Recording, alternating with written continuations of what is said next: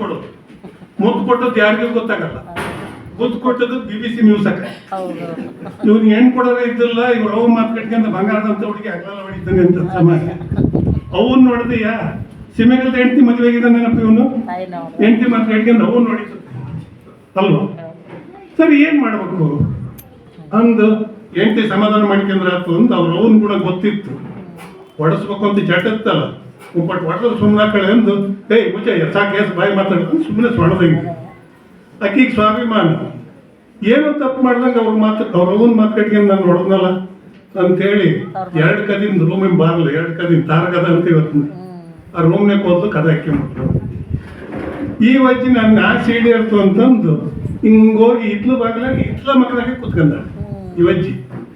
ಇವನು ಕದ ಹಾಕ್ಯಂಬುದು ಎಲ್ಲಿ ಫ್ಯಾನಿಗೆ ಸೀರೆ ಹಾಕ್ಯಂತಾಳು ಅಂತೇಳಿ ಒಳಗೆ ಹೋಗೋಣ ಅಂತಾನೆ ಆ ವಜ್ಜಿ ಇತ್ಲ ಬಾಗಿಲಾಗಿ ಕುತ್ಕೊಂಡ.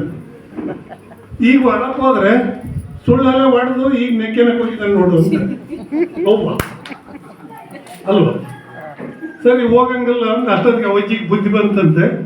ಅಪ್ಪ ಇನ್ನೆಂದು ಹೊಡಿಬೇಡ್ಕಣ, ಊರಾಗ ಜನ ನನಗಂತಾರೆ ಇನ್ನೆಂದು ಹೊಡಿಬೇಡ್ಕಣ ಅಂತ ಅಂದ್ಲು.